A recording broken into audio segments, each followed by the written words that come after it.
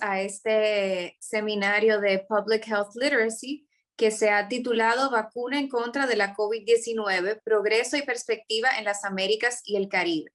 Mi nombre es Vivian Purcell y para mí es un honor estar aquí con todos ustedes hoy, acompañada de tres docentes también, pero tres médicos especialistas que nos estarán hablando un poquito sobre la vacuna, la enfermedad y todo lo que necesitamos saber para esta etapa que estamos viviendo. Es un placer para mí presentarles a Alexis Murillo Carrasco, que es candidato a PhD, biólogo genetista con interés en el análisis de enfermedades raras y oncológicas y en la divulgación científica y formación en valores. La doctora Patria Rojas, profesora titular, autora e investigadora de la Universidad Internacional de la Florida. Sus investigaciones se enfocan en la prevención de enfermedades y las determinantes sociales de salud en comunidades vulnerables, y el doctor Rafael Encarnación, pediatra intensivista en el Hospital Infantil Dr. Robert Reed Cabral de Santo Domingo, República Dominicana, profesor de posgrado en la Universidad Autónoma de Santo Domingo y fundador, coordinador y jefe de residencia de cuidados intensivos pediátricos del Hospital Infantil Dr. Robert Reed Cabral. Esperemos que este conversatorio sea del agrado de todos ustedes y que puedan recibir información muy valiosa. Para comenzar, estaré comentándole un poquito sobre la metodología. La idea es que voy a hacer unas preguntas que ya están diseñadas a cada uno de nuestros panelistas, pero también le daré la oportunidad a ustedes que nos están acompañando vía Zoom o Facebook Live para que puedan hacer preguntas que sean de su interés sobre el tema que ya les he mencionado. Entonces, para comenzar, tengo una primera pregunta para la doctora Patria Rojas y es, ¿qué sabemos sobre las vacunas en contra de la COVID-19? ¿Cuáles son los diferentes tipos y cómo funcionan? Recuerde que tiene que quitar el mute. Sí, buenas noches. Gracias por asistir hoy. Y parece que utilizo poco Zoom, pero en realidad no se me olvida el mute. Sí, para contestar tu pregunta, existen aproximadamente 7 vacunas que están en el mercado, no todas aprobadas por la FDA, que es la organización que aprueba los medicamentos y los protocolos en los Estados Unidos.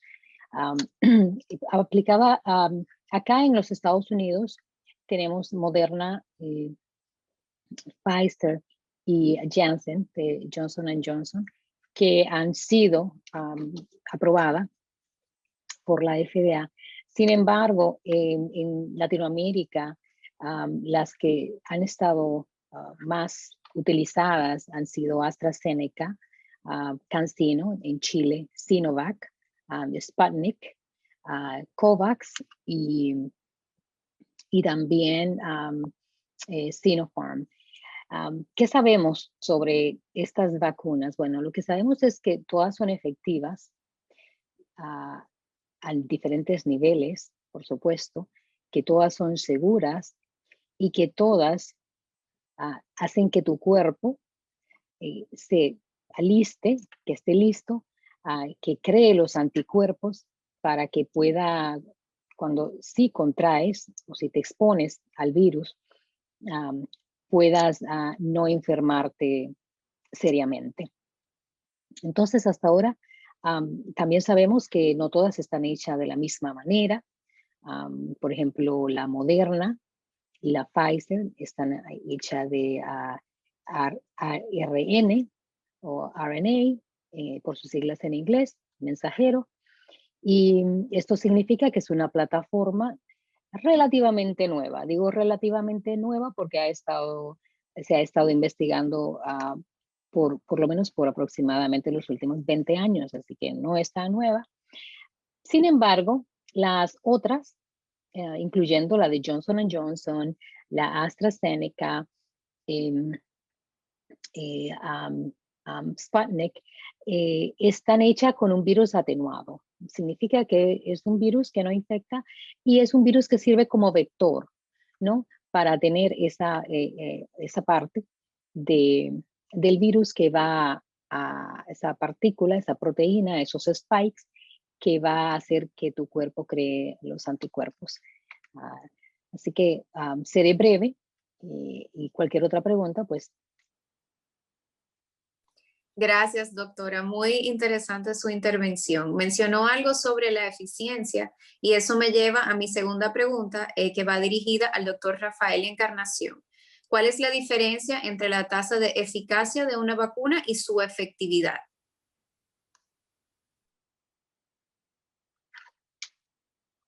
Recuerde quitar el mute. En español esos dos términos se parecen, eficacia y eficiencia. Son como tan cercanos. A veces inclusive uno lo usa indistintamente, tanto uno como otro, pero realmente no son iguales. Pero cuando hablamos de vacunas, hay que hablar de aspectos que también tocó la doctora que me antecede, y es lo relativo a la seguridad y la tolerancia. ¿Qué tan seguras son las vacunas? ¿Qué tan tolerante es el organismo humano al efecto secundario de estas vacunas? Y luego podríamos hablar del tema de eficiencia y eficacia. Cuando hablamos de que son seguras, bueno, pues la mayoría de estas vacunas podemos decir que todas, las que han sido aprobadas por la Organización Mundial de la Salud, se pueden considerar vacunas seguras. Y cuando hablamos entonces de riesgo, ¿qué tanto riesgo puedo tener si me pongo esta vacuna? ¿Tanto riesgo de morir o tanto riesgo de tener una complicación importante? Porque sabemos que la vacuna, una de sus virtudes y de nuestras debilidades en términos de lo que estamos haciendo es que estamos actuando sobre un organismo sano. Si estamos actuando sobre un individuo que no tiene nada, que no está enfermo, diferente a los demás tipos de tratamientos que efectuamos, que estamos trabajando sobre un individuo que tiene de una forma u otra en peligro su estabilidad en forma orgánica. Bueno, pues como te seguía diciendo, entonces vamos a ver qué tan seguras son. De hecho, ya sabemos que todas son muy seguras. ¿Qué tanto riesgo, qué tanto daño hemos tenido? Hemos tenido daño, lo sabemos. El riesgo, ahí viene la tolerancia, ¿no? Hemos tenido daño, ha habido daño por la vacuna, pero los daños comparados con el gran beneficio que proporciona la vacuna han sido despreciables. En cuanto a la tolerancia, la mayoría de estas vacunas son bien toleradas, pues lo que tenemos son secundarios menores, un poquito de fiebre, malestar, dolor en el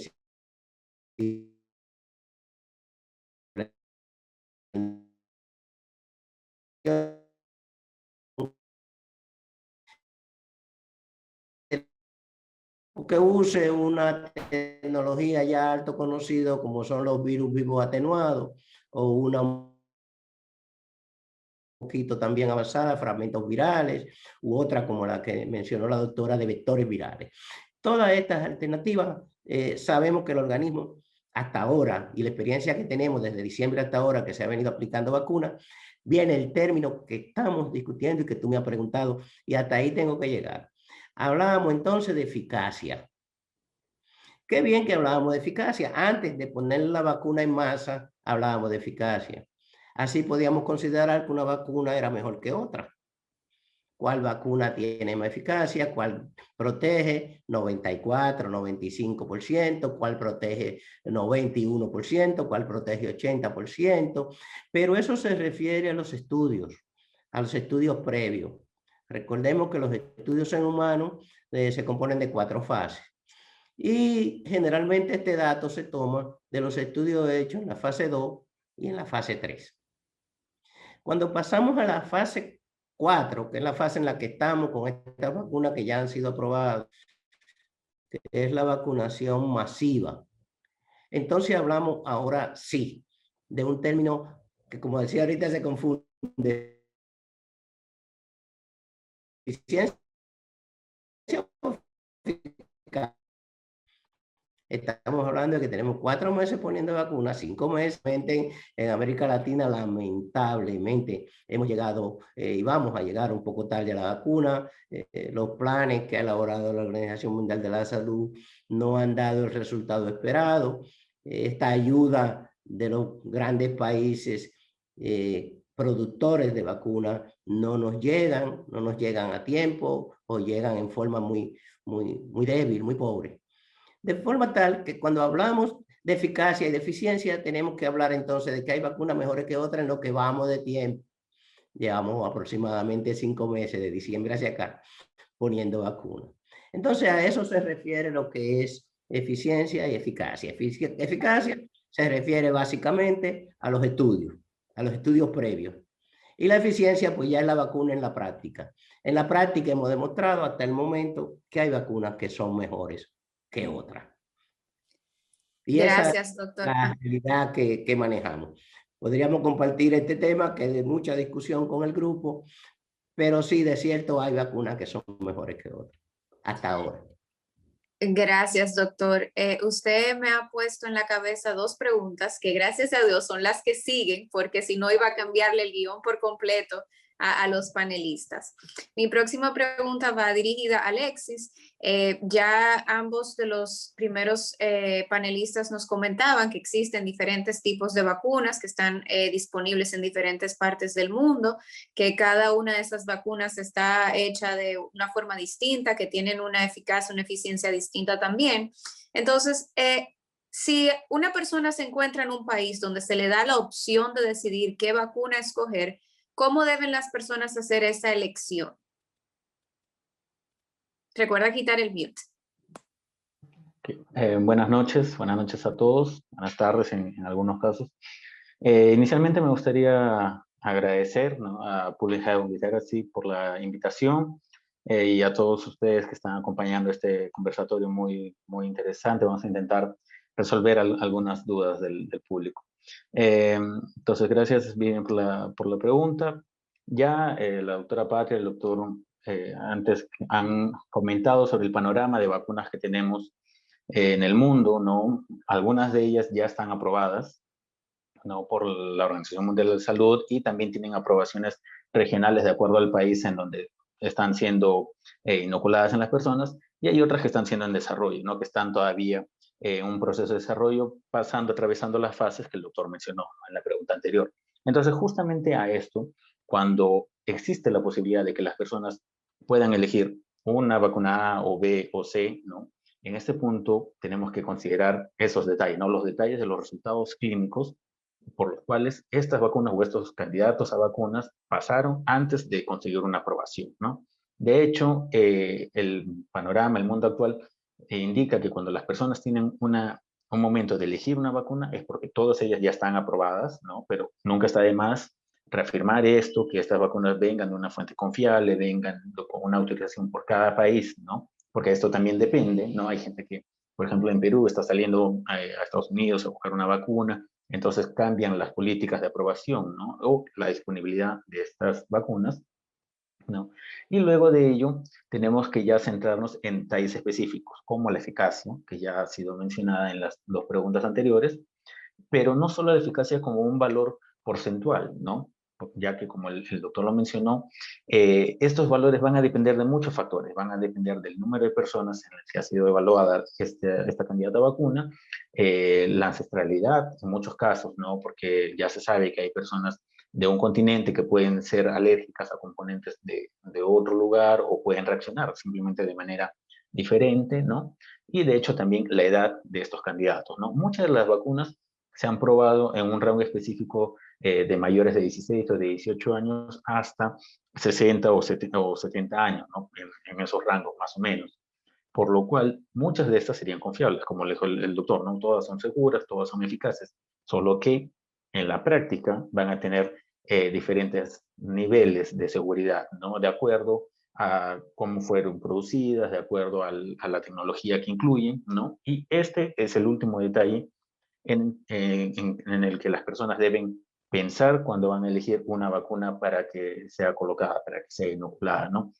¿Cuál es el resultado que esta vacuna ha tenido en la población en la que está siendo aplicada de hecho, ¿no? No tanto en las pruebas, porque como ya ha sido mencionado, existen 4 fases, ¿no? 3 vienen antes de la aprobación, ¿no? Si contamos las fases clínicas en humanos, Y viene una cuarta que ya es de vigilancia constante una vez que las vacunas son aprobadas, ¿no? Y de esta forma nos vamos enterando si es que por ahí en un número mucho más grande de personas puede aparecer algún caso de algún efecto adverso, ¿no? De alguna cosa no descrita anteriormente, ¿no? Entonces, son estos puntos de vista, ¿no? Basados, para resumir, en eficacia, ¿no? En efectos adversos relacionados a la edad de la persona que se va a vacunar, ¿no? Y de número de dosis que deben considerarse, ¿no? Ya este último factor de número de dosis tiene que ver más con la disponibilidad de las personas, ¿no? Porque como había mencionado, se sabe ahora que hay personas que están viajando, ¿no? Que están yendo de un lugar a otro en busca de vacunación. Y, por ejemplo, hay vacunas que tienen 2 dosis, entre ellas 21 días o 3 meses, dependiendo, ¿no? Y hay otras vacunas, como en el caso de Janssen, la vacuna de Johnson, que es una dosis, ¿no? Pues entonces, ese número de dosaje, ese tiempo entre una dosis y otra, puede terminar, ¿no? En días de estancia en otra ciudad o inclusive en otro país, ¿no? Todos esos detalles deben considerarse. Gracias, Alexis, por tu intervención. Ha sido de mucho valor para todos poder entender si se diera la oportunidad de decidir o escoger cómo deberíamos hacerlo. La próxima pregunta también surge de un poquito de lo que ya habían empezado a conversar y está dirigida a la doctora Patria. Y dice, las fases se han establecido en la mayoría de los países tomando en cuenta quienes se encuentran en primera línea, dígase los médicos, las enfermeras, los policías, en algunos lugares incluso los profesores, y luego se toma en consideración las edades. ¿Entiende usted que este es un protocolo adecuado o que debería hacerse mejor tomando en cuenta los sectores o riesgos laborales que puedan tener las personas? Si me permite un segundito para el tema anterior. Claro, adelante. Sí, Vamos a hacer un switch en el guión para que el doctor Rafael haga no, su intervención. solo del principio ético en términos de quienes dirigen un proceso de vacunación, para el concepto de si tú puedes elegir o no, sabiendo en este momento nosotros que, como dije hace un rato, hay vacunas que son mejores que otras. Si la estrategia gubernamental está bien posesionada y está bien dirigida, obviamente que esto tiene que ser bajo un principio en el cual la autoridad se imponga. Si no, tendríamos un caos. Es algo ético. Pienso, le rompo un poquito el protocolo, porque pienso que es algo muy importante desde este punto de vista. Gracias, doctor. Esto es una conversación en vivo y es bueno que ustedes como panelistas tengan la oportunidad de interrumpir y hacer esos pequeños comentarios que aportan al debate que estamos teniendo. Entonces, ahora sí continuamos con la doctora Patria. Bueno, y también yo creo que vale aclarar, disculpa que no vaya directamente a tu pregunta, que cuando los panelistas anteriores hablan de que una vacuna es mejor que otra, no nos referimos a cómo fue hecha, a la calidad, nos referimos más que nada a la efectividad. Por ejemplo, la vacuna Moderna tiene una efectividad para evitar que una persona se enferme gravemente. ¿Qué quiere decir eso? Que vaya a ir al hospital de un 94.5%. ¿Ok? Si tú la comparas, por ejemplo, con la Sinovac o la CoronaVac, esa tiene una efectividad de un 50%. Si tú la comparas con la Sputnik, que es la rusa tiene un 91%, 92%. Entonces, como estamos hablando, todas llegan a una efectividad que ha sido comprobada que es aceptable para las comunidades, y para los pacientes, para las personas.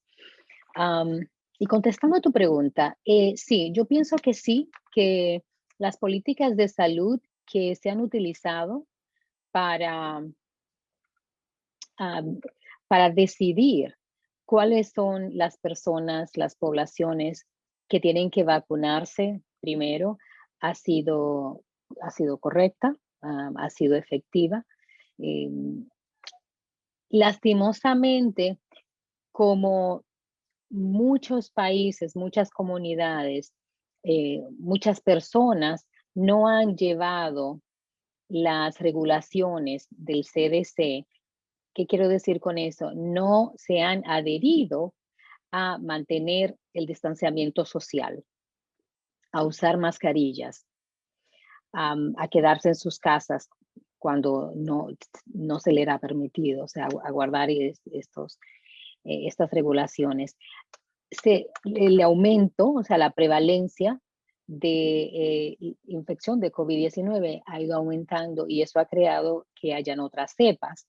Entonces, estamos viendo casos como Brasil o la India, por ejemplo, en donde hay cepas en que personas más jóvenes, se están enfermando más seriamente, ¿no? Están teniendo enfermedades más críticas, se están enfermando más seriamente con este virus. Pero sí, yo pienso, en resumen, sí, yo pienso que sí, las autoridades en la mayoría de los países, y ya sabemos que hay algunos países en que las autoridades también han sido un poco lentas, ¿no?, en actuar, pero por lo general pienso que se ha hecho un buen trabajo. Así es difícil acatarse a los protocolos, a las medidas de distanciamiento social, porque hay personas que simplemente no pueden dejar de salir a trabajar porque trabajan al día a día, tienen que salir de sus casas, tienen trabajos en los que son necesarios, como los que limpian en los hospitales o los que atienden en los supermercados o los médicos, etcétera, etcétera. Así que, en resumen, para dejar más tiempo para otras preguntas, la respuesta es sí. Gracias, doctora Patria. Alexis, ¿existen algunas creencias con relación a las vacunas, como por ejemplo que vacunarse contra la COVID-19 puede afectar la fertilidad de las mujeres o que puede alterar nuestro DNA? ¿Qué nos puedes decir sobre esto? Gracias, Vivian. Comentar un poco que estos dos argumentos, ¿no?, estos dos mensajes de que las vacunas pueden generar algún problema en la fertilidad o que pueden dañar el ADN, por lo que he visto en este último año es un argumento muy claro del pensamiento antivacuna, ¿no? Pero este pensamiento, este argumento tiene un punto de partida, ¿no? ¿Por qué? Porque, por ejemplo, en el caso de afectar la fertilidad, el pensamiento partió porque en los ensayos clínicos, en el tiempo en el que se estaban probando las vacunas, ¿no?, había una cláusula en algunos ensayos, en algunos países, sí, no era en la gran mayoría de ellos, donde se indicaba que los voluntarios a vacunas debían mantener los cuidados y evitar embarazar o embarazarse por lo menos en los 2 años, ¿no? Siendo que 1 año es el monitoreo de la vacuna, o 1 año y medio, dependiendo del protocolo, ¿no? Y el mensaje era por 2 años, ¿no? Entonces, pero esto hoy en día no hay una evidencia directa, no hay una asociación, una prueba de una vacuna contra el COVID afectando la fertilidad de las personas. Entonces, ahí comienza una controversia de que hay gente diciendo que sí, que por eso es que soltaron el mensaje, ¿no?, que acabo de mencionar, y hay otros que dicen que no, ¿no? Entonces, ¿pero de qué va todo esto? Esto parte porque se ha visto a lo largo de la historia, ¿no?, un grupo de fármacos que generan daño, ¿no?, que han generado daño hace mucho tiempo en la formación de nuevos individuos, ¿no?, en la gestación, en la procreación de nuevas personas. Entonces, como una medida ética, una medida de cuidado en estos protocolos, ya se ha estandarizado que para el caso de vacunas u otros tratamientos que están siendo probados inicialmente, ¿no?, se tenga esa consideración para todo, en un sentido de prevenir, no porque se sepa que las vacunas generan fehacientemente un daño a la fertilidad humana, ¿no? Y en este caso no hay una prueba, ¿no?, clara sobre esto. Ya pasado el tiempo, hay algunas vacunas que ya han desarrollado ensayos dentro de los protocolos específicos para probar las vacunas en mujeres embarazadas, que ya se tienen resultados que no hay problema.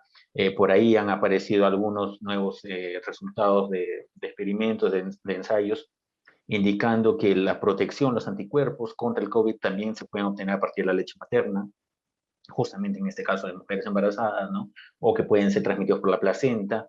Eso es un campo que todavía está en investigación, pero no hay daño a fertilidad hasta donde sabemos hoy en día, ¿no? Y sobre lo del ADN también, ¿no? Eso vino más con las vacunas de RNA, ¿no? Porque representa un gran avance en la tecnología, ¿no? Desde mi posición de biotecnólogo, teníamos siempre hablado, ¿no? Siempre conversado de cómo el RNA, las vacunas de RNA o los tratamientos dirigidos o las herramientas de bloqueo génico podrían ayudar, ¿no? Pero en este caso, hay una diferencia entre un RNA de vacuna que está únicamente diseñado para generar un componente de vacuna no humano, ¿no? Porque las proteínas de la vacuna no tienen un par humano, tienen un receptor, pero no un componente similar, ¿no? Entonces, por ahí comenzó, ¿no? De que se podría modificar y que podría haber esa posibilidad. Sin embargo, este pensamiento antivacuna o estos argumentos han llevado a que ciertos investigadores independientes, por ejemplo, tomen una vacuna, solo por citar alguna de Pfizer y de Moderna, si no me equivoco, de las dos ya, y han hecho un análisis de vuelta atrás, ¿no? O sea, han agarrado el producto químico, ¿no? La vacuna en RNA, y la han tratado de sintetizar para ver justamente el contenido, para ver si tiene alguna región parecida a la del humano, que por ahí pueda generar ese cambio en DNA, ¿no? Y de esta forma han visto que no hay, ¿no? Hoy en día hay por ahí en internet publicadas las secuencias inclusive de las vacunas, ¿no? Que esta gente ha intentado descifrar, develar y lo ha colocado en internet y se sabe que no hay, ¿no? Y aparte por una cuestión biológica, ¿no? Dentro de las células de nuestro cuerpo humano, el DNA es la serie de instrucciones que van a dirigir el funcionamiento de cada una de las células, ¿no? Y como tal, están muy resguardadas. Dentro de la célula existe el núcleo, que representa una barrera más fuerte a la interferencia de estos RNA, ¿no? Por ejemplo, y el DNA se encuentra dentro de ellos. Entonces, las vacunas de RNA cumplen su función muy alejada del DNA, ¿no? Entonces, no habría, vamos a decir, una alta probabilidad de que estos se puedan encontrar, ¿no? Y aparte que la vida media de un RNA, el tiempo de permanencia del RNA como tal en nuestro cuerpo es muy reducida en comparación a la del DNA. Entonces, por ahí solo me gustaría dejar esos argumentos para señalar que no hay una evidencia de que las vacunas puedan afectar o la fertilidad, ¿no? Hasta lo que conocemos hoy, o directamente al ADN como mutaciones en nuestro cuerpo, ¿no? De hecho, hay una rama paralela de la ciencia que buscaría justamente entender un poco este mecanismo de DNA para corregir algunos errores genéticos propios del humano que ya existen en algunas personas, ¿no? Algunas fallas genéticas y tratar de corregirlos. Sin embargo, esto todavía no se ha comprobado del todo. Entonces, eso es lo que tendría para comentar. Gracias, Alexis. Me encanta cómo ustedes con sus respuestas han dado paso a las próximas preguntas.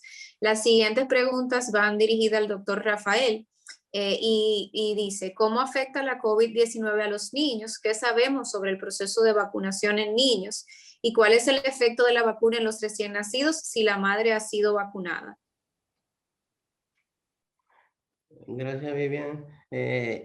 Hasta ahora, la experiencia que tenemos en los dos primeros casos, en el caso de cómo la madre que ha sido vacunada transmite anticuerpos a su bebé, la experiencia es poca, pero se sabe que si la madre ha sido vacunada, inclusive el embarazo en principio llegó a ser una contraindicación para la vacuna. La experiencia que se tiene hasta ahora es que el embarazo no es una contraindicación para la vacuna y que si la madre es vacunada durante el embarazo, el niño nace con anticuerpos. Lo que no tenemos todavía la experiencia a mediano o largo plazo porque es muy corta, es muy breve la experiencia que tenemos. Y que en principio, pues las mujeres embarazadas fueron objetadas de vacunación y la experiencia que tenemos es muy pobre. De todas maneras, actualmente las madres pueden ser, las embarazadas, perdón, pueden ser vacunadas libremente, sin restricción. Y su niño nacerá probablemente, porque la experiencia, como te digo, todavía es pobre, nacerá con anticuerpos. En cuanto a la experiencia con vacunación en niños, hasta ahora, la vacuna que se ha experimentado a más temprana edad era de Pfizer, que ocupó niños de 16 años. Algunos andan buscando, las otras todas fueron para personas mayores de 18 años. La investigación, ¿hacia dónde va? La investigación va primero para este verano. Se está experimentando ya para iniciar el proceso de aprobación de una vacuna de la misma compañía Pfizer para niños entre 12 y 15 años. Y hay otra fase en la que también se está experimentando con niños para hacerla igual a la vacuna de la influenza, que se administra a partir de los 6 meses de edad. Estas experiencias todavía no están completadas, están haciendo los ensayos de lugar. Se espera que para el otoño de este año, estamos hablando de ya el último trimestre de este año, estemos vacunando niños. Porque recordemos que el proceso de vacunación y de limitación de esta pandemia solo será posible en la medida en que los países pobres también se vacunen y en la medida en que podamos vacunar los niños, porque esta población quedará sin vacunar transmitiendo la enfermedad. Y esa es la experiencia que se tiene hasta el momento. No existe hasta hoy ninguna vacuna que se pueda administrar en niños menores de 16 años. Por otro lado, la sintomatología y la clínica de los niños ha sido un motivo de mucha controversia, sobre todo con el asunto de la escuela, y que si van o si no van a la escuela, y que cuál ha sido la experiencia de los países que lo han permitido. Porque la mayoría de los niños van a tener una enfermedad asintomática. Igual que los adultos, pero en los niños todavía es mayor, porque los niños son menos afectados. Igual sucede que los niños van a tener una transmisibilidad que en algún momento se consideró alta, pero luego se atendió y se llegó a la investigación correcta y se sabe que los niños no salen a la calle, no van a los supermercados, no van a los sitios a bailar, no van son pocos, entonces la posibilidad solamente está dentro de su entorno, de su ambiente familiar. Eso hace que los niños tengan una sintomatología muy vaga. No lo identificamos muchas veces. Tos, fiebre, puede cursar con vómito y diarrea, puede cursar también con afecciones de la piel, con erupción en la piel. Y la enfermedad generalmente se manifiesta muy poco y por muy poco tiempo. Sin embargo, en niños existe el síndrome inflamatorio multisistémico, que es una condición grave, aunque muy rara, y que lleva a muchos de estos niños a cuidados intensivos, en la cual se afectan varios órganos. El más sufrido es el corazón, lo cual puede llevar a la muerte, puede producir inflamación en el corazón, en el cerebro, en el riñón, en la piel, en los pulmones, y se conoce con este nombre de síndrome multiinflamatorio sistémico y puede ser letal. De todas maneras, aún en esa condición, la mortalidad por este síndrome multiinflamatorio es muy baja, aún en los países que no cuentan con grandes cuidados intensivos para atender a estos niños que pueden llegar a cuidados intensivos. Esa es la experiencia que tenemos con niños. Aquí en nuestro país tenemos también una baja mortalidad, prevalencia de la infección en niños. No lo investigamos con los mismos detalles que investigamos los adultos. Algunos de los datos, como la anosmia, la afectación del olfato o la afectación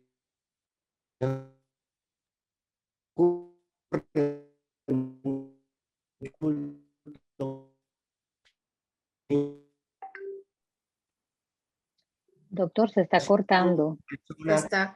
Que hayan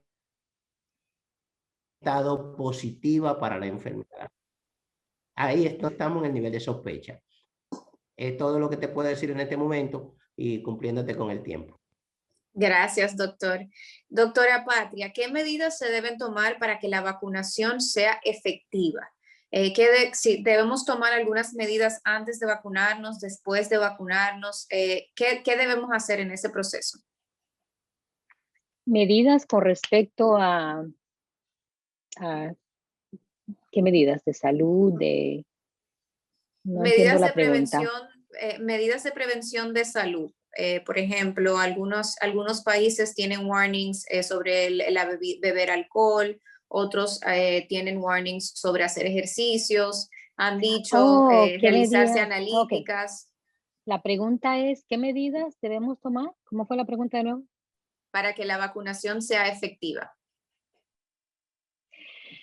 Según la CDC, que es el Centro de Enfermedades acá en Estados Unidos y es una de las organizaciones mundiales que, que demarcan, ¿no? Políticas de salud, no se necesita tomar ninguna medida antes de vacunarse. Cuando usted se va a vacunar, por ejemplo, ¿qué es bueno? ¿Qué se le puede recomendar? Que descanse, porque si va a tener, de pronto puede tener alguna fiebre, cansancio, son síntomas que pueden, para algunas personas, son más leves. Por ejemplo, cuando yo me vacuné, no tuve ningún tipo de síntoma. Me dolió el brazo un poquito, igual. Mi esposo se vacunó y ni el brazo. Mi hermana se vacunó. O sea, yo me vacuné en enero y tengo amigos que se vacunaron, personas mayores ya grandes, pero no hay no, o sea, puede tomar alcohol, si quiere puede tomar alcohol antes, después, no hay ninguna contraindicación. Es una vacuna como las tantas que se puso antes, o sea, no hay que dejar de tomar alcohol 3 días antes ni 3 días después. Si no le duele su brazo, puede hacer ejercicios. El próximo día, por ejemplo, mi hermano que tiene 46 años va al gimnasio y le dolía mucho el brazo y no fue al gimnasio. Hay personas que le da mucho dolor de cuerpo, escalofríos y tienen que dormir, no ir a trabajar el próximo día o 2 días después. Pero si usted no tiene ninguna reacción, por ejemplo, yo seguí trabajando, seguí haciendo ejercicio, es bueno tomar muchos líquidos, tomar agua, pero eso es recomendable siempre, ¿no? Para un mejor bienestar. Así que no hay ninguna medida que tomar, ni antes ni después para la vacuna. Si tiene gripe, por ejemplo, se le va a decir que espere que se le pase la gripe, por ejemplo. Si se puso otra vacuna, se le va a decir que espere unas 2 semanas, por ejemplo. Cosas así, si se estila. Si usted está enfermo, pero no, si usted está sano y se va a poner la vacuna, no hay ninguna contraindicación. ¿Cuál fue otra cosa que me dijiste que también he escuchado? Dejar de tomar, no hacer Dejar de ejercicios. tomar, dejar de hacer ejercicios, tomarse, por ejemplo, un acetaminofeno, un ibuprofeno antes como para prevenir. No, imagínate, si no sabes si te va a doler. El pinchazo no duele. Y si no vas a tener síntomas, ¿para qué? Hay una pregunta que me gustaría abordar, ya que estamos hablando de síntomas de la señora de 97 años. La iba a hacer ahora. Exacto. Por ejemplo, esta señora, o sea, hay cosas, por ejemplo, ella es una señora grande. Perdón, déjame hacer la pregunta para que quienes no están Sí, leyendo el chat sepan. sí. La pregunta dice, una persona de 97 años con glucosa controlada después de la primera dosis de AstraZeneca presentó efectos secundarios severos, pues los valores de glucosa se elevaron, así como la presión. Para la segunda dosis se espera la misma reacción. Mira, se puso Pfizer, creo que fue, o Moderna. AstraZeneca. O AstraZeneca. Bueno, el caso es que usualmente se dice, yo me puse Moderna, pero se dice que la segunda dosis, si no tuviste en la primera dosis síntomas, puedes tener en la segunda. Y si tuviste leve, puedes tener más en la segunda, que como un booster. Pero no es necesariamente así. No es necesariamente así. Por ejemplo, el caso de, he visto casos que en la primera no tienes síntomas y en la segunda sí, y también lo opuesto. O sea, es un poco impredecible. tienes que tomar en cuenta, por ejemplo, conozco un caso de una señora de 76 años con diabetes y glucosa regulada y tal, y la segunda no le dio ningún tipo de síntomas, ¿verdad? Pero a veces tú sabes que las personas mayores, como los niños, que pueden descompensarse más rápidamente. Entonces, eh, tú sabes, es difícil de decir, ¿no? Porque varía de persona a persona. Se Gracias, espera, doctora. escucha, Ajá. se espera que si tú tuviste síntomas en la primera vez, tengas en los segundos también. Eso Ok, sí hay una correlación. perfecto. Muchísimas gracias. Veo que Alexis tenía la mano levantada. Eh, Ahí aprovecho para darle la oportunidad a hacer el comentario que tenía. Sí, era más en relación a la primera pregunta, ¿no? Sobre los cuidados. Como bien la doctora Patria lo ha mencionado, ¿no? Hay muy pocas cosas que pueden cambiar, pero lo que sí me gustaría resaltar en esto, basado en la práctica, en lo que se está viendo, al menos en los países que tengo información, principalmente Perú, Brasil, hay una suerte de confianza en las personas, ¿no? O sea, hay un grupo que desconfía mucho de las vacunas y hay un grupo que confía demasiado, mucho, ¿no? Demasiado ya en las vacunas.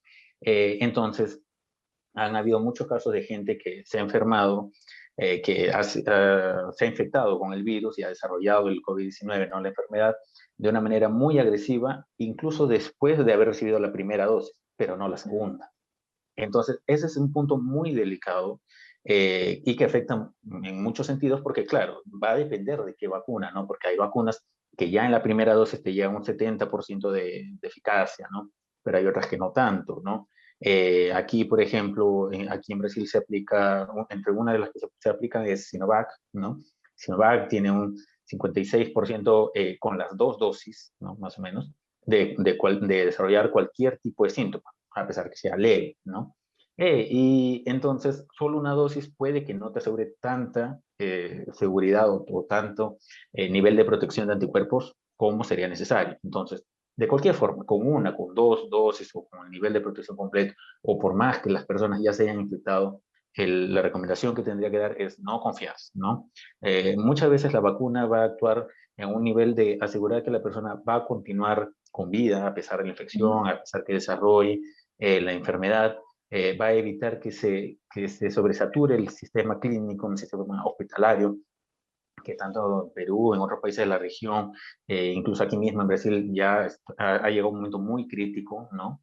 Lo cual ha derivado también en el número de muertes, porque obviamente hay un grupo de pacientes que a niveles mundiales hablamos de 3%, ¿no? De personas que le da, que se infectan con el virus o que tienen un diagnóstico positivo para el COVID, ¿no? Un 3% acaba en óbito, acaba en muerte, ¿no?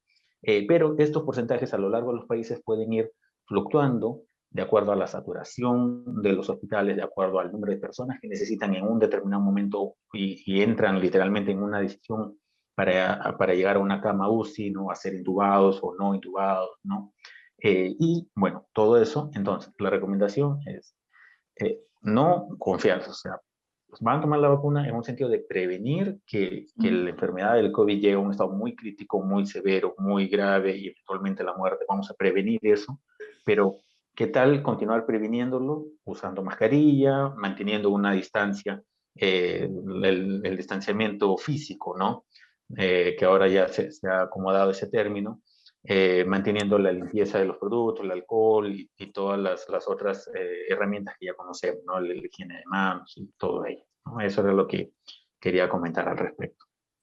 Gracias. Aprovecho y te pregunto, mencionabas qué tiempo más o menos pueden durar los efectos secundarios y cuándo las personas que han sido inoculadas deberían buscar ayuda médica. Cierto. Gracias por la pregunta.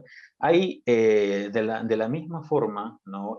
Como se han descrito las comparaciones, las eficacias, dependiendo de las vacunas, también se han descrito el número de efectos adversos la intensidad de estos efectos adversos y el tiempo. No tengo audio. ¿Perdón? ¿Se me escucha? Sí. Ok. Entonces, como les mencionaba, los estudios del COVID, ¿no? Los estudios de estas vacunas contra el COVID tienen más o menos un año, ¿no? Desde que comenzaron el primer estudio clínico, comenzaron desarrollándose, ¿no? Hasta el momento de la aprobación de las vacunas, ¿no? De estos candidatos que ya tenemos circulando en el mundo, se habla de un aproximado de 1 mes a 2 meses, ¿no? Hacia un grupo general de personas que se puede dar un tiempo para la aparición de estos efectos adversos, ¿no? Inclusive después de la segunda dosis, ¿cierto? Pero estos efectos adversos van a depender mucho de la intensidad, ¿no? Y no es lo mismo una fiebre que una reacción alérgica grave, ¿no? O que una falta de sensación de los músculos, de los brazos, ¿no? No es lo mismo. Entonces hay diferentes efectos adversos y dentro de cada uno de ellos diferentes intensidades, ¿no? Entonces así, los efectos más severos que hemos visto o que se han descrito, ¿no? Hasta ahora tienen que ver con fallas en el sistema nervioso, con reacciones alérgicas y con factores autoinmunes, ¿no? Esos son serían los más severos que se han descrito hasta ahora. Entre los más comunes y más leves también, ¿no? Encontramos los efectos adversos característicos de las vacunas, ¿no? No solo la de COVID, sino de todas las vacunas. Cansancio, fiebre, dolor o hinchazón, incluso en la zona donde fue aplicada la vacuna, como la doctora Patria mencionó. Entonces, muy a pesar de eso, algunas personas, algunos grupos poblacionales, ¿no? Ancestrales, de acuerdo a la ancestralidad que poseen, pueden tener efectos prolongados, ¿no? Es lo mismo que sucede con el caso del COVID, ¿no? De la enfermedad propiamente dicha.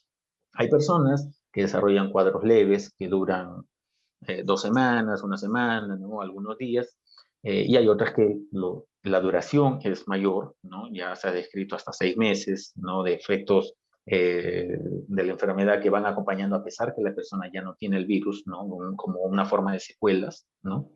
Eh, entonces, de esta misma forma, las vacunas pueden tener algunos, sin embargo, no es tan común. La frecuencia, ¿no? El número de personas que desarrollan efectos adversos graves, severos, por vacuna es un porcentaje muy bajo, ¿no? Entre los efectos que le mencionaba a nivel de sistema nervioso, ¿no? Hay una falla que ha aparecido en 7 personas, de 7 millones que fueron vacunadas. Entonces la proporción es de 1 en 1 millón, ¿no? Claro. Que es muy diferente de la otra proporción que también les mencioné, de 3 personas que fallecen de COVID de cada 100 que se infectan, ¿no? Entonces, esas proporciones siempre van a ser un valor que debemos tomar en cuenta, ¿no? En la decisión de vacunarnos o no vacunarnos, ¿no? Y de acuerdo a las políticas de cada país, aceptar la vacuna que usualmente llegue, ¿no? Porque también ese es un punto que tal vez no se mencionó en la pregunta anterior, pero ahorita la oferta de vacunas no es tan alta, ¿no? Necesitamos justamente, sería ideal aumentar esta oferta para que todos los países puedan entregarla apropiadamente a las personas de acuerdo a las líneas de distribución y evitar que el virus siga circulando y siga creando esas nuevas variantes que son las que están preocupando ahora, ¿no? Gracias, Alexis. Doctor Rafael, tengo 2 preguntas en una y se la dirijo a usted porque soy de República Dominicana y sé que esto no sucedió aquí, entonces quisiera saber si usted sabe de qué ha sucedido y si puede responder esta pregunta y dice, ¿importa si la primera dosis es, por ejemplo, AstraZeneca y la segunda cualquiera? Y la segunda pregunta es, ¿cuál es el tiempo ideal para esperar entre una dosis y la otra? Porque, por ejemplo, mi tía tuvo que esperar 20 días, pero mi abuela tuvo que esperar aproximadamente 3 meses.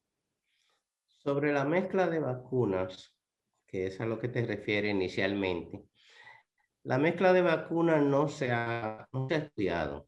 Ahora se está tratando de hacer ese estudio dirigido a ver si poniendo una vacuna de un tipo y de otro tipo podían potencializarse. pero esa experiencia todavía no se ha documentado suficiente como para que sea una práctica. Por tanto, puede ser peligroso intercambiar vacunas. Lo que sí parece el futuro es que podamos vacunarnos en este momento con un tipo de vacuna y cuando pase el efecto dentro de 9 meses, un año, sea el tiempo que ya sabemos que vamos a tener que volver a vacunarnos, poder vacunarnos con otro tipo de vacuna.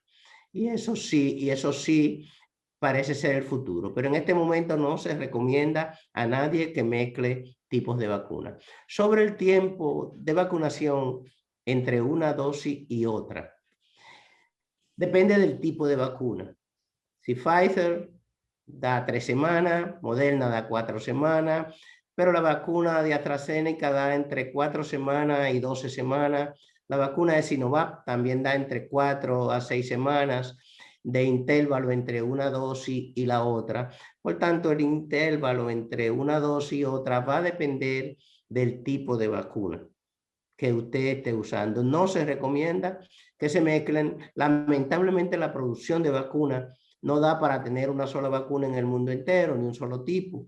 Estados Unidos optó por tener solamente 2 tipos y después integró una tercera. Nosotros en nuestro país solamente usamos 2 tipos de vacunas hasta el momento.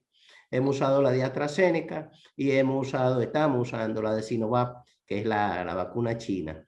Ambas son las que tenemos disponibles en nuestro mercado en este momento y esperamos que esa sea, porque definitivamente la mejor vacuna para nosotros, los países altamente dependientes, es la que puede llegar a tu brazo. Esa es la mejor vacuna que tú puedes tener y a eso es que debemos de abogar. Gracias, doctor. Me ha encantado ese mensaje, eso de que la vacuna por la que tenemos que optar es la que nos puedan poner. Tenemos una última pregunta del público que dice, ¿cuál de todas las vacunas vigentes actualmente protegería en cuanto a las nuevas variantes de la COVID-19, por ejemplo, la mutante de India? Doctora Patria, ¿nos podría dar un poquito de información? Recuerda el mute. Tantas cosas interesantes que yo digo con el mute. Hasta ahora, hasta donde yo sé, y el doctor Rafael y el doctor Alexi pueden ayudarme en esto. Hasta donde yo sé, las vacunas existentes han sido efectivas para las mutaciones de la de Brasil, la de Londres. Tenemos, gracias a Dios, efectividad. Ahora, ¿por qué es así? Porque principalmente cuando se hicieron las vacunas de Moderna, la de Pfizer, AstraZeneca, los científicos eligieron por decirlo así, de los spikes que tenían más probabilidad de mutar. Entonces, no se elige al azar, sino que estas probables posibles mutaciones tienen todos los spikes o los picos o las puntitas, ¿no? La parte de afuera del virus, pero las altas probabilidades. Entonces, esto ha hecho que hasta donde sabemos estas vacunas son efectivas, pero sí los investigadores estamos ya esperando que haya la necesidad de volverse a vacunar, tener que ponerse otro booster, porque este virus va a seguir mutando, porque las personas se siguen infectando y no se ha controlado, siguen diferentes spikes y se ve ya se están analizando otras vacunas. Gracias, doctora. Para cualquiera de los tres que me pueda responder, veo que 2 personas hacen preguntas similares, así que las voy a unir y Dice, una persona adulta mayor que tuvo microinfartos, arritmia y tiene presión baja, puede vacunarse, y qué vacuna es recomendable en ese caso. Y también veo una pregunta de una persona que dice, una persona que sufre de artritis reumatoide activa, sería recomendable que se vacune. Y además, ¿cuánto tiempo debe esperarse entre que la persona tuvo COVID y se va a vacunar? Alexis, veo que estás levantando la mano, o sea que puedes responder tú. En realidad iba a sugerir al doctor Rafael para dar esos datos en sentido clínico, ¿no? Del rigor de estas preguntas, pero yo tengo algunos comentarios sobre la pregunta anterior, así que creo que mejor el doctor Rafael puede responder ahora y ya yo comento después. Ok, entonces adelante, doctor Rafael. Sí, la respuesta sobre las personas que tienen condición y que si pueden o no recibir la vacuna, ese es uno de los retos que tenemos en los países donde tenemos diferentes tipos de vacunas. Por ejemplo, sucedió lo que vimos que hizo Alemania, ¿no? Que solo autorizó AstraZeneca para mayores de 60 años, porque la experiencia de los coágulos y eso era una experiencia de gente menores de esa edad. Por tanto, la eliminó de ese grupo. Todo va a depender de la vacuna que usted utilice. De todas maneras, las vacunas de ARN mensajero resultan ser inocuas para cualquier población, porque esas vacunas no contienen el virus. Al no contener el virus y no solamente contener esa parte de su fracción genética, que es el ARN mensajero, esas vacunas no son capaces de producir la enfermedad. Por tanto, se puede vacunar cualquier tipo de persona con ellas. Las vacunas de virus vivo atenuado o de virus muerto tienen otra característica. Hay algunas personas que tienen inmunodepresión conocida o que están usando algún tipo de medicamento que reduce sus defensas conocidas. Entonces hay que tener un poquito más de cuidado y probablemente no sean aplicables para ese grupo. Gracias. No sé si la doctora Patria quiere hacer algún comentario sobre esa pregunta, si no le paso la palabra a Alexis, que tenía un comentario sobre la pregunta anterior. Bueno, que además del virus atenuado, en la China, me parece que es la vacuna de Beijing, tiene un virus que ha sido engineeringly, que ha sido hecho básicamente con ingeniería creado, ¿no? Así, genética, exacto. Entonces, puede darse el caso que no sea un virus que no sea un virus atenuado, sino que como lo ha creado la China con esta vacuna. Así que, o sea, se siguen investigando. Hay unas 2, 3 vacunas también en estudio, pero como el doctor Rafael indicó, lo mejor es que se comunique con su médico y consulte con su médico a ver cómo está su condición del sistema inmunológico. Por ejemplo, en mi caso conozco de participantes que tienen lupus, Sjögren's y tienen otras condiciones del sistema inmunológico, condiciones y le ha ido muy bien con las vacunas, claro que han sido la Moderna y la Pfizer, pero también hay otros tipos de vacuna que se pueden ir esperando. O sea, gracias. Alexis, estamos ya casi borderline en el tiempo, así que te doy la palabra para tus comentarios finales.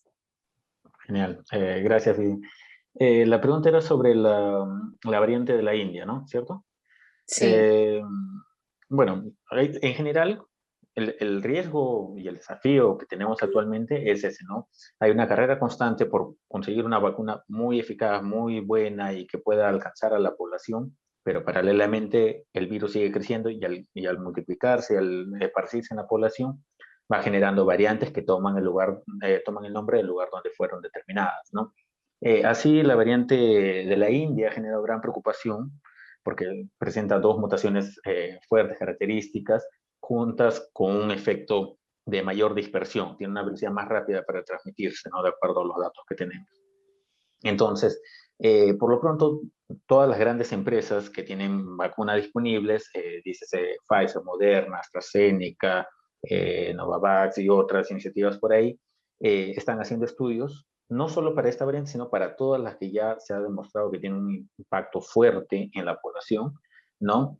Clínico o de diseminación, y están haciendo estudios. Específicamente para la vacuna de la India, todavía no hay un resultado total ya completo diciendo que una vacuna en específico pueda proteger contra esta variante, ¿no? Por ahora se está tomando la idea de vacunar a las personas de la misma forma y tratar de reducir más bien el porcentaje de contagio, ¿no? Que ahorita esta variante se ha descrito en 17 países, ¿no? Aún es un margen controlable, ¿no? A diferencia de todas las otras variantes que se conocen, ¿no? Por ejemplo, la británica, que ya está muy expandida, la sudafricana, la brasilera o la californiana, ¿no?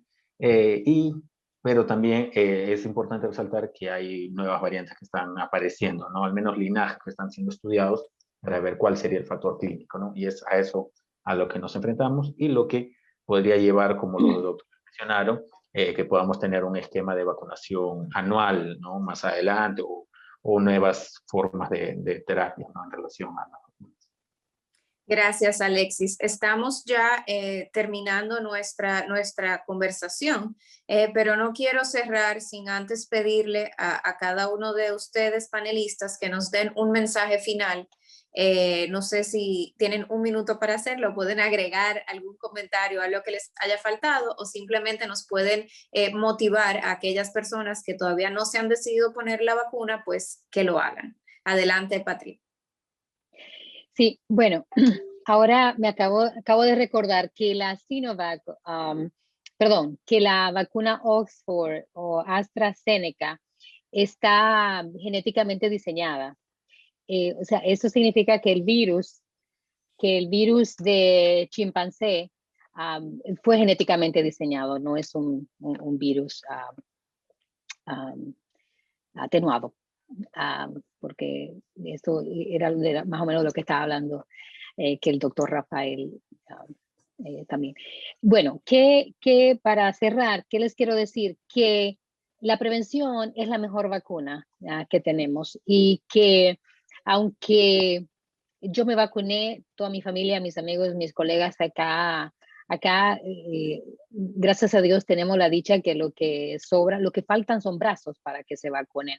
Acá en Estados Unidos tenemos la necesidad de que más personas se vacunen. Se nos están perdiendo las vacunas y lastimosamente que uno se haya vacunado no significa que hay que dejar de usar las mascarillas, que hay que dejar de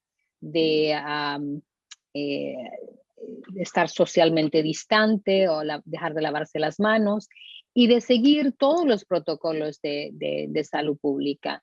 Así que cuando tengan la oportunidad, yo le exhorto que hagan su investigación, claro, pero que se vacunen, pero que también sigan cuidándose y buscando más información sobre este virus.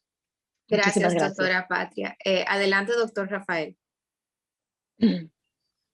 América Latina sigue siendo una población necesitada. Necesita que las vacunas lleguen a América Latina, que lleguen todos los tipos de vacunas posibles y que cada persona en esta área del mundo tenga la posibilidad de que a su brazo llegue la vacuna. No importa cómo se llame, sabemos todos que hay vacunas mejores que otras, pero la que llegue a tu brazo es la mejor, porque esa es la que nosotros en ocasiones podemos comprar o es la que podemos obtener. Entonces eso es importantísimo. No todas las vacunas sabemos tienen la misma efectividad ni la misma eficacia. Eso ya lo conversamos en el momento anterior. Pero necesitamos que la gente se vacune. Mira que en Estados Unidos se ha ralentizado, se ha puesto lenta la vacunación. Aquí en República Dominicana también, y todavía vamos por lo de 50 años. Ahora, hoy justamente empezamos a vacunar los mayores de 50 años. Pero la vacunación va lenta, el ritmo de vacunación va lenta. Si no aceleramos el ritmo de vacunación, estos linajes, estas nuevas variantes van a acabar con las vacunas que tenemos y vamos a tener que estar en el ritmo de vacunación. Hay que urgentemente conseguir una vacuna para los niños y hay que trabajar en ese sentido arduamente. Y los países más ricos, vuelvo yo con un tema que ya nuestro presidente y nuestra localidad, nuestra zona lo ha exigido, deben de ayudar a que estos países pobres también puedan vacunarse rápidamente y así impedir la propagación de esta pandemia. Gracias, doctor Rafael. Adelante, Alexis. Gracias. Bueno, para despedir, tal vez cerrar este conversatorio tan interesante, tan bonito, me gustaría dejarle la palabra empatía, ¿no? Y creo que lo que necesitamos ahora es reflexionar, ¿no? En lo que representaría una eventual vacunación para nosotros, para la comunidad, ¿no? Ya que también hay un punto acerca de la inmunidad de rebaño, ¿no? El número de personas que tienen que vacunarse en un grupo para que, de hecho, la vacuna funcione, ¿no? Entonces, por un lado, sean empáticos, pero esta decisión de vacunarse o no vacunarse depende únicamente de ustedes. Y para esto, viene el segundo mensaje, busquen información.